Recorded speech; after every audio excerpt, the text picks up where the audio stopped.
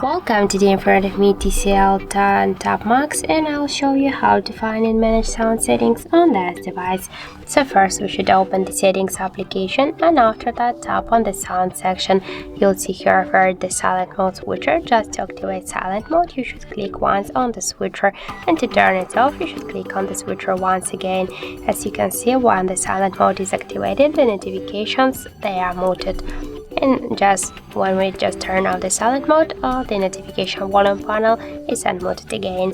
Here we can also see the notification media and alarm volume panel, which we can change them just by swipe to the left or to the right side. There's blue dot.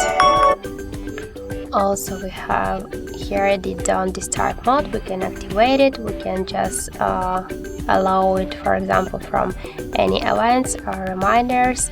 We can activate here the start and the end time of the don't disturb mode.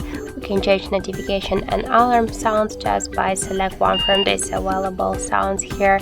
And if you want, we can also here activate the screen lock and lock sounds and touch sounds of the display, so we can hear them now. So that's it. That's all of the sound settings on our TCL device. Thank you for watching, and if you find this video helpful, don't forget to leave a like, comment and to subscribe our channel.